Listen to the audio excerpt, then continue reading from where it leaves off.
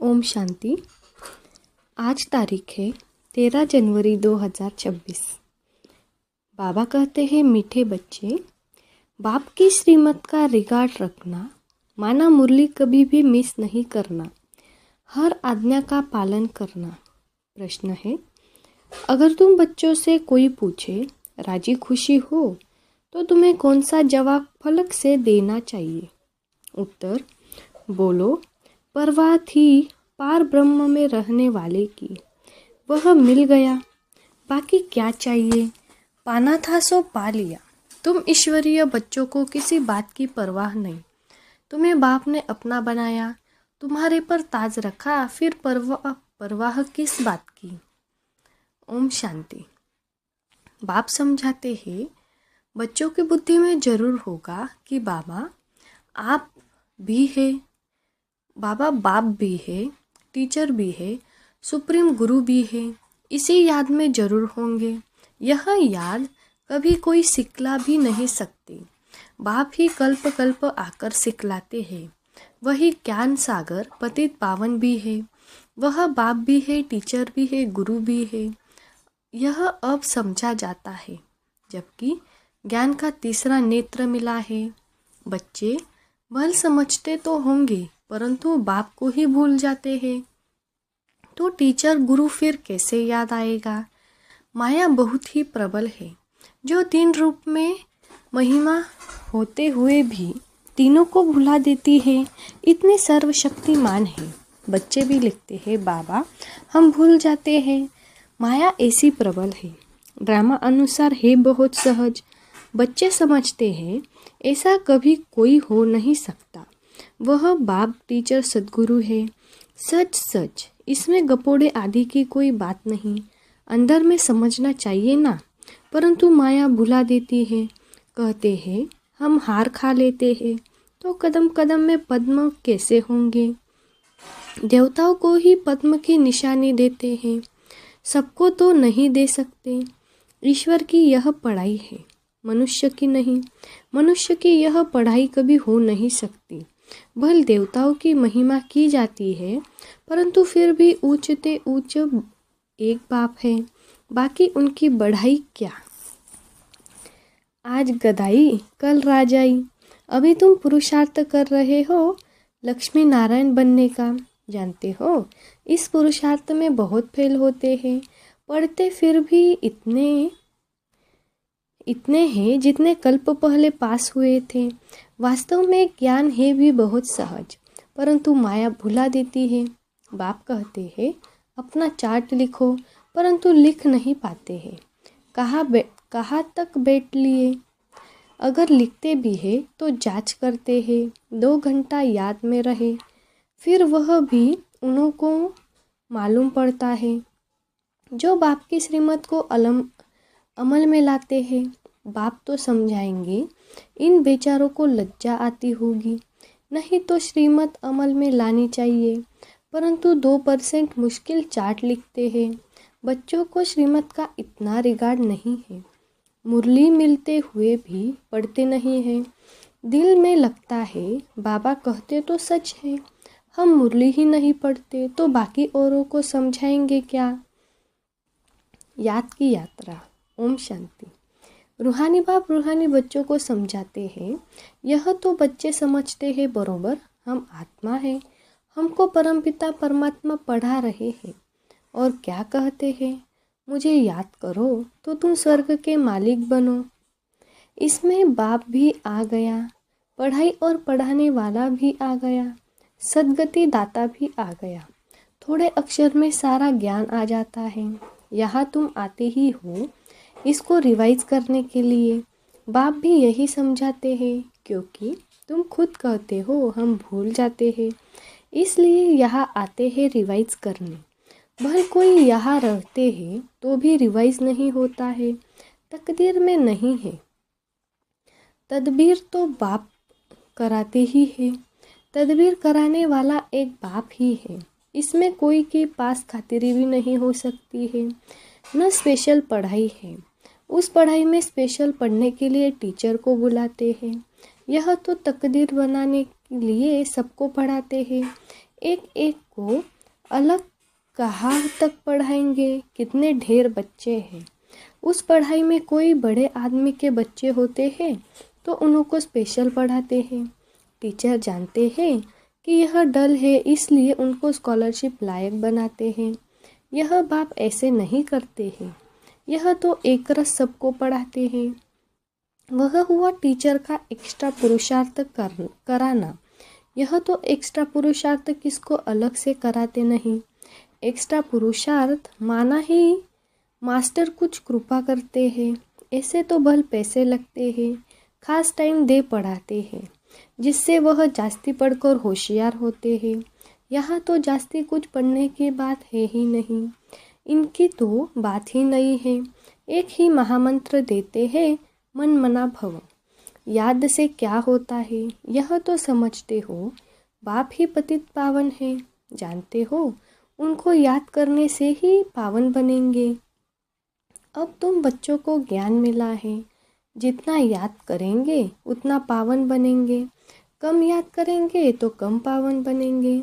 यह तुम बच्चे के पुरुषार्थ पर है। बेहद के बाप को याद करने से हमको यह लक्ष्मी नारायण बनना है। उन्हों की महिमा तो हर एक जानते हैं, कहते भी हैं, आप पुण्य आत्मा हो, हम पाप आत्मा हैं। ढेर मंदिर बने हुए हैं, वहाँ सब क्या करने जाते हैं? दर्शन से फ़ायदा तो कुछ भी नहीं। एक दो को देख चले जाते हैं, बस दर्शन करने जाते हैं। फलाना यात्रा पर जा रहा है, हम भी जावे, इससे क्या होगा? कुछ भी नहीं। तुम बच्चों ने भी यात्राएं की है, जैसे और त्योहार मनाते हैं वैसे यात्रा भी एक त्योहार समझते हैं। अभी तुम याद की यात्रा भी एक त्योहार समझते हो। तुम याद की यात्रा में रहते हो। अक्षर ही एक है, मन मना भव। यह तुम्हारी यात्रा अनादि है। वह भी कहते, वह यात्रा हम अनादि करते आए हैं, परंतु तुम अभी ज्ञान सहित कहते हो, हम कल्प कल्प यह यात्रा करते हैं। बाप ही आकर यह यात्रा सिखलाते हैं। वह चारों धाम जन्म बाय जन्म यात्रा करते हैं। यह तो बेहद का बाप कहते हैं, मुझे याद करो तो तुम पावन बन जाएंगे। ऐसे तो और कोई कभी कह नहीं सकते कि यात्रा से तुम पावन बनेंगे। मनुष्य यात्रा पर जाते हैं तो वह उस समय पावन रहते हैं। आजकल तो वहाँ भी गंद लगा पड़ा है, पावन नहीं रहते। इस रूहानी यात्रा का तो किसी को पता नहीं है। तुमको अभी बाप ने बताया है, यह याद की यात्रा है सच्ची। वह यात्रा का चक्र लगाने जाते हैं, फिर भी वैसे का वैसा बन जाते हैं, चक्र लगाते रहते हैं। जैसे वास्को डी गामा ने सृष्टि का चक्र लगाया, यह भी चक्र लगाते हैं ना। गीत भी है ना, चारों तरफ लगाए फेरे, फिर भी हरदम दूर रहे। भक्ति मार्ग में तो कोई मिला नहीं सकते, भगवान कोई को मिला नहीं। भगवान से दूर ही रहे, फेरे लगाकर भी घर में जाकर पास विकारों में फंसते हैं। वह सब यात्राएं है झूठी। अब तुम बच्चे जानते हो, यह है पुरुषोत्तम संगम योग, जबकि बाप आए हैं। एक दिन सब जान जाएंगे बाप आया हुआ है। भगवान आखिरी मिलेगा, लेकिन कैसे, यह तो कोई भी जानते नहीं। यह तो मीठे मीठे बच्चे जानते हैं कि हम श्रीमत पर इस भारत को फिर स्वर्ग बना रहे हैं। भारत का ही तुम नाम लेंगे। उस समय और कोई धर्म होता नहीं, सारी विश्व पवित्र बन जाती है। अभी तो ढेर धर्म है। बाप आकर तुमको सारे झाड़ का नॉलेज सुनाते हैं, तुमको स्मृति दिलाते हैं। तुम सो देवता थे, फिर सो क्षत्रिय, सो वैश्य, सो शूद्र बने। अभी तुम सो ब्राह्मण बने हो। यह हम सो का अर्थ बाप कितना सहज समझाते हैं। ओम अर्थात मैं आत्मा, फिर हम आत्मा ऐसे चक्र लगाती है। वह तो कह देते, हम आत्मा सो परमात्मा, परमात्मा सो हम आत्मा। एक भी नहीं जिसको हम सो का अर्थ यथार्थ मालूम हो। तो बाप कहते हैं, यह जो मंत्र है यह हरदम याद रखना चाहिए। चक्र बुद्धि में नहीं होगा तो चक्रवर्ती राजा कैसे बनेंगे। अभी हम आत्मा ब्राह्मण हैं, फिर हम सो देवता बनेंगे। यह तुम कोई से भी जाकर पूछो, कोई नहीं बताएंगे। वह तो 84 का अर्थ भी नहीं समझते। भारत का उत्थान और पतन गाया हुआ है, यह ठीक है। सतो प्रधान, सतो रजो तमो, सूर्यवंशी, चंद्रवंशी, वैश्यवंशी। अभी तुम बच्चों को सब मालूम पड़ गया है। बीज रूप बाप को ही ज्ञान का सागर कहा जाता है। वह इस चक्र में नहीं आते हैं। ऐसे नहीं हम जो आत्मा सो परमात्मा बन जाते हैं। नहीं, बाप आप समान नॉलेजफुल बनाते हैं, आप समान गॉड नहीं बनाते। इन बातों को बहुत अच्छी रीति समझना है, तब बुद्धि में चक्र चल सकता है, जिसका नाम स्वदर्शन चक्र रखा है। तुम बुद्धि से समझ सकते हो हम कैसे इस 84 के चक्र में आते हैं। इसमें सब आ जाता है, समय भी आता है, वर्ण भी आ जाते हैं, वंशावली भी आ जाती है। अब तुम बच्चों की बुद्धि में यह सारा ज्ञान होना चाहिए। नॉलेज से ही उच्च पद मिलता है। नॉलेज होगी तो औरों को भी देंगे। यहाँ तुमसे कोई पेपर आदि नहीं भराए जाते हैं। उन स्कूलों में जब इम्तहान होते हैं तो पेपर विलायत से आते हैं। जो विलायत में पढ़ते होंगे उन्हों की तो वहाँ ही रिजल्ट निकालते होंगे। उनमें भी कोई बड़ा एजुकेशन अथॉरिटी होगा जो जांच करते होंगे पेपर्स की। तुम्हारे पेपर्स की जांच कौन करेंगे? तुम खुद ही करेंगे। खुद को जो चाहो सो बनाओ, पुरुषार्थ से जो चाहो सो पद बाप से ले लो। प्रदर्शनी आदि में बच्चे पूछते हैं ना, क्या बनेंगे? देवता बनेंगे, बैरिस्टर बनेंगे, क्या बनेंगे? जितना बाप को याद करेंगे, सर्विस करेंगे, उतना फल मिलेगा। जो अच्छी रीति बाप को याद करते हैं वह समझते हैं हमको सर्विस भी करनी है, प्रजा बनानी है ना। यह राजधानी स्थापन हो रही है तो उसमें सब चाहिए। वहाँ वजीर होते नहीं। वजीर की दरकार उनको रहती है जिसको अक्ल कम होता है। तुमको वहाँ राय की दरकार नहीं रहती है। बाबा के पास राय लेने आते हैं। स्थूल बातों की राय लेनी है। पैसे का क्या करे, धंधा कैसा करे।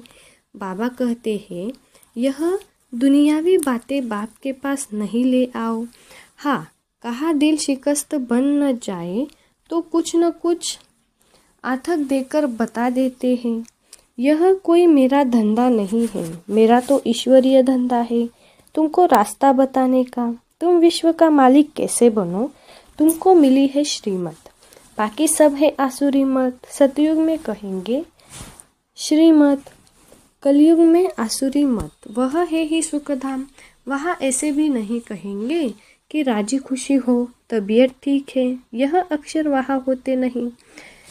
यह यहाँ पूछा जाता है कोई तकलीफ तो नहीं है, राजी खुशी हो। इसमें भी बहुत बातें आ जाती हैं।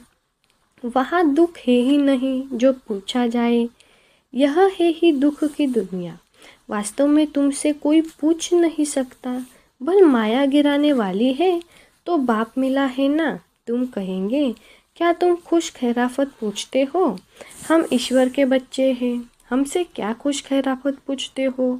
परवाह थी पार ब्रह्म में रहने वाले बाप की, वह मिल गया, फिर किसकी परवाह? यह हमेशा याद रखना चाहिए। हम किसके बच्चे हैं? यह भी बुद्धि में ज्ञान है कि जब हम पावन बन जाएंगे तो फिर लड़ाई शुरू होगी। तो जब भी तुमसे कोई पूछे कि तुम खुश राजी हो तो बोलो हम सदैव खुश राजी हैं। बीमार भी हो तो भी बाप की याद में रहो। तुम स्वर्ग से भी जास्ती यहाँ खुशी राजी हो, जबकि स्वर्ग की बादशाही देने वाला बाप मिला है जो तुमको इतना लायक बनाते हैं। तो हमको क्या परवाह रखी है? ईश्वर के बच्चों को क्या परवाह? वहाँ देवताओं की भी परवाह नहीं। देवताओं के ऊपर तो है ईश्वर, तो ईश्वर के बच्चों को क्या परवाह हो सकती है? बाबा हमको पढ़ाते हैं। बाबा हमारा टीचर सद्गुरु है। बाबा हमारे ऊपर ताज रख रहे हैं।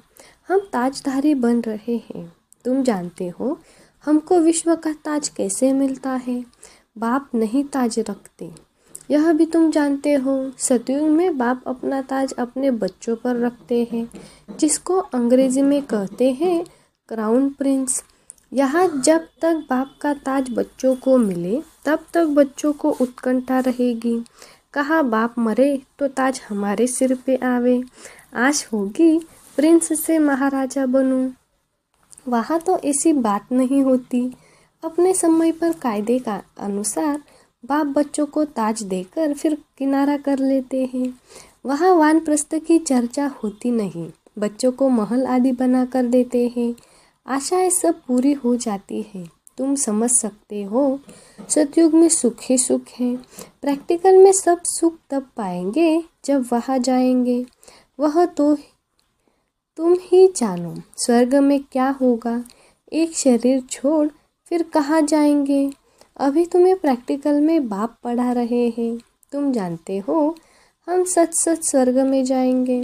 वह तो कह देते हैं हम स्वर्ग में जाते हैं, पता भी नहीं है स्वर्ग किसको कहा जाता है। जन्म जन्मांतर यह अज्ञान की बातें सुनते आए, अभी बाप तुमको सत्य बातें सुनाते हैं। अच्छा, मीठे मीठे सिकले दे बच्चों प्रति माता पिता बाप दादा का याद प्यार और गुड मॉर्निंग। रूहानी बाप की रूहानी बच्चों को नमस्ते। हम सभी रूहानी बच्चों की रूहानी माता पिता बाप दादा को याद प्यार गुड मॉर्निंग नमस्ते। शुक्रिया बाबा, शुक्रिया। ओम शांति। धारणा के लिए मुख्य सार है। 1. सदा राजी खुशी रहने के लिए बाप की याद में रहना है। पढ़ाई से अपने ऊपर राजाई का ताज रखना है। 2. श्रीमत पर भारत को स्वर्ग बनाने की सेवा करनी है। सदा श्रीमत का रिगार्ड रखना है। वरदान है, श्रेष्ठ तकदीर की स्मृति द्वारा अपने समर्थ स्वरूप में रहने वाले सूर्यवंशी पद के अधिकारी भव। श्रेष्ठ तकदीर की स्मृति द्वारा अपने समर्थ स्वरूप में रहने वाले सूर्यवंशी पद के अधिकारी भव। वरदान का सार है, जो अपनी श्रेष्ठ तकदीर को सदा स्मृति में रखते हैं वह समर्थ स्वरूप में रहते हैं। उन्हें सदा अपना अनादि असली स्वरूप स्मृति में रहता है, कभी नकली फेस धारण नहीं करते। कई बार माया नकली गुण और कर्तव्य का स्वरूप बना देती है। किसका क्रोधी, किसको लोभी, किसको दुखी, किसी को अशांत बना देती है, लेकिन असली स्वरूप इन सब बातों से परे है। जो बच्चे अपने असली स्वरूप में स्थित रहते वह सूर्यवंशी पद के अधिकारी बन जाते हैं। स्लोगन है, सर्व पर रहम करने वाले बनो तो अहम और वहम समाप्त हो जाएगा। आज का अव्यक्त इशारा, इस अव्यक्ति मास में बंधन मुक्त रह जीवन मुक्त स्थिति का अनुभव करो।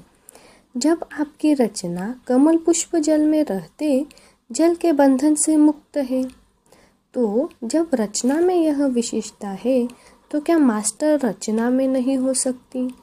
जब कभी बंधन में फंस जाओ तो अपने सामने कमल पुष्प का दृष्टांत रखो कि जब कमल पुष्प न्यारा प्यारा बन सकता है तो क्या मास्टर सर्वशक्तिवान नहीं बन सकते। तो सदा बन जाएंगे।